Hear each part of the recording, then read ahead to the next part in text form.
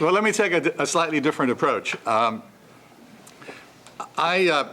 think it's pretty clear, isn't it, that the Cuban government is extremely worried right now about what's going on in Venezuela. I think it's pretty clear, too, that the government in Havana is preparing a number of contingencies. They want to be ready for almost any eventuality, including, you know, perhaps all of the ones you just mentioned, Jaime. And I think they're also, I think the indications, though not as clear, but very likely, the Cubans have been substantially increasing their support for Maduro, overt and covert support, mostly overt or mostly covert. I think the best indicator of Cuban policy are the things that Raul Castro said on Sunday. He gave a speech. Have a look at that speech. He devoted a significant part of that speech to Venezuela. And he said, it is a complex crisis. Now, Raul doesn't use a term like that unless, you know, he's thought it through. And what he means by that, a complex crisis, is that Cuban vital interests are increasingly at risk. I think he means that because he's that concerned, the Cubans are throwing their best resources into Venezuela to preserve and protect their vital interests. You know, the what? 5, 6, 10 billion dollars a year of assistance from Venezuela. The amount varies from one year to another depending on the price of oil. But keep in mind, the Cuban government has been in this kind of situation at least 3 times before. The Cuban government lost Salvador Allende in September of 1973, the best, strongest, most reliable ally that they had until then. And when they lost Allende, it was a devastating blow to the Cubans. There was another example 10 years later, a very small country in the Caribbean, Grenada, run by a man named Maurice Bishop, a Marxist ally, acolyte of Fidel, one of Fidel's favorite leaders in those years. And that regime was also overthrown in October of 1973. And remember what happened next. The Cuban troops and American troops, when we invaded, we fought. And it's the only time in history when American military personnel and Cuban military personnel actually were firing at each other. 24 Cubans were killed, 19 Americans were killed in those firefights in Grenada. Why did we invade and why did the Cubans fight? Because the regime that Fidel liked so much of Maurice Bishop was overthrown in a surprise coup. There are some lessons there, I think, for what could be happening in Venezuela. The third example was Nicaragua, when Daniel Ortega lost the election in 1990 to Violeta Chamorro. And Fidel had told the Sandinistas, don't have elections, don't run the risk of having an election. So I'd like to draw some lessons from Cuban history, from the Cuban experience with those disasters in those 3 countries, Chile, Grenada, and Nicaragua, and draw some possible lessons that I think maybe the Cubans have learned and will apply now in the situation, the critical situation that they're facing in Venezuela. Mindful, their Venezuela relationship is vastly more important to them than any of those 3 other ones were, vastly more important, because the amount of money that comes from Venezuela every year is so large and is so critical to the Cuban government. Well, what's the first lesson? Let me give you maybe 4 lessons that I think the Cubans are going to be applying based on those 3 other experiences. I'll quote from is it Dolly Parton? Stand by your man. Wasn't that Dolly Parton? Am I right about that? No. Yeah, was it some other country singer? Tammy Wynette. Oh, Tammy Wynette. I get them all confused. Stand by your man, Maduro. I think Raul made it very clear the other day in his speech on Sunday that Cuba is going to be standing behind their man, Maduro. He was their guy from the beginning. They handpicked him to be Chavez's successor. They have been supporting him now since, what is he in power for a year? But if you read Raul's statement on Sunday, his speech, you'll see that he said that We express our full support for the Bolivarian and Chavista revolution and Nicolás Maduro. Now, he didn't say that lightly. He didn't say that loosely. He meant it. He praised Maduro in this speech for his, get this, for his intelligence. I think he said it, I think he wanted to mean it. He praised Maduro for his intelligence and, get this, his firmness in the way that he's been handling the crisis. It's an endorsement for the very tough measures that Maduro and all of his security and other services are using against the opposition. Raul denounced the Venezuelan fascists, the students and the democratic opposition, and he denounced the United States for engaging in subversion against the regime. Maybe he's anticipating what you'd like Obama to do. But how long will the Cubans stay with their guy, with their man, Maduro? How long can they stay with him? He is a weak reed. He's inept. He's floundering. He's been losing the support of many in his own party. He just lost the support, well, temporarily at least, the support of the governor of Táchira State, of Mora, the governor. I think Mora may have come around and now realigned himself with Maduro, but the damage was done. And this fellow, the governor Mora, was who criticized Maduro's handling of the violence. He is a close ally, has been for years, of Diosdado Cabello, the principal rival of Maduro, the president. Cabello and this governor have been very close. I think they graduated in the same year from the military academy, and they've stayed very close ever since. So how long will it be safe for the Cubans to stay with their man? The more that Maduro flounders, the worse he looks, the greater the danger for the Cubans, because then they're going to be inheriting a situation that might be completely unviable in just a month or even in weeks. So I think the Cubans are very worried about this, and this is why Raul put such emphasis on it in his speech. It's a real, as he said, a complex crisis. They're betting on Maduro, but they obviously do not have, they surely do not have full confidence that Maduro can handle the crisis. In the end, if Maduro proves that he's not able to handle it, I think the Cubans would do a 180. They would reverse course, and they would do everything they could to give him the boot. And then who would they try to get in instead? Would it be Cabello, or maybe Ramirez?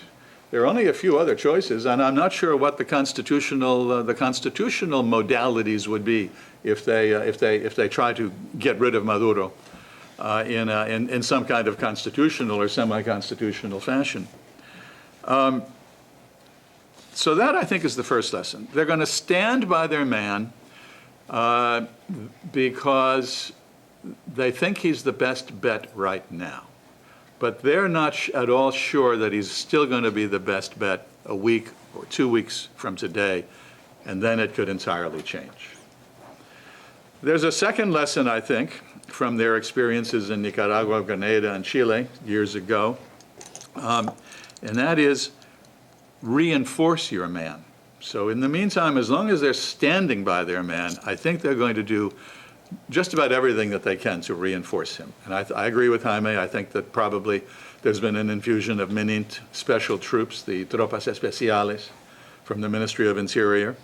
There may be more to come. These are the point of the lance, and they have always been the most elite of the Cuban military and paramilitary forces. They were the first Cuban forces to go into Angola in 1975. Before any of Raul Castro's military, army, or air force went into Angola, it was the MININT special forces that went into Angola to stabilize and to be the point of the lance. And they're very good. They're very good. These are the Green Berets, or the special forces. And they're as good as they come almost anywhere in the world, except here in America.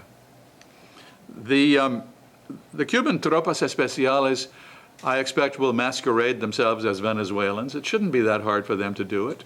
The Venezuelans and the Cubans, the accents are not that different. It shouldn't be that hard, especially if they're dressed up in these costumes that the Venezuelan security and the what do they call them, the colectivos and all of the special forces, what they wear, these uniforms that practically cover everything, even their faces. So it should be easy for the Cubans to do this with a fairly high degree of deniability. So I don't think it's going to be like Grenada, where the Cuban military was out in the open fighting against American military personnel. I don't think Raul will want to do that. Fidel was very happy to do that in Grenada. Fidel ordered all of his personnel in Grenada to die fighting, never to surrender. Do not surrender. Die honorably as true revolutionaries. 24 of them did, but the rest did not. More than 700 did not. They surrendered. And Fidel was horrified and angry when they surrendered. They defied his orders. I don't think Raul is going to give any orders like that, and I don't think Raul wants to have any kind of military confrontation like that. The Cubans are worried, as they're reinforcing and sending in these reinforcements, they're worried about what I think is a growing sentiment throughout Venezuela, in many sectors in Venezuela, of resentment toward the Cuban presence. Venezuelans, I think, of many persuasions, are becoming more and more angry about how the Cubans are taking over their country. And where would that be the most dangerous? Where would that sentiment be the most dangerous for the Cubans? It would be in the Venezuelan military and security services. If the Cubans are flowing in large numbers and taking over more and more of the responsibilities for security, then what does that mean for the Venezuelan military? Is the Venezuelan government, is Maduro still trusting the Venezuelan military? So discontent in the Venezuelan military caused by the increasing presence of Cubans could be a real problem. There's a third lesson, I think, that the Cubans will apply in Venezuela. I don't know if this was one of your 9 scenarios, Jaime. The Cubans will tell Maduro and Cabello or whoever they're dealing with, whatever you do, don't schedule new elections. You'll lose them. Don't schedule elections. No referendum. Don't have any kind of voting about the situation. So that's the third lesson that the Cubans learned from Nicaragua. If only Ortega had paid attention to them. And then finally, I'll close. There's a fourth lesson, I think. The Cubans, I expect, are significantly bolstering their intelligence capabilities in Venezuela. They haven't had such a perfect record. They did not know in advance that Allende was going to get overthrown in September of '73. They didn't have good intelligence. They had no intelligence, basically, inside of the high command of the Chilean military.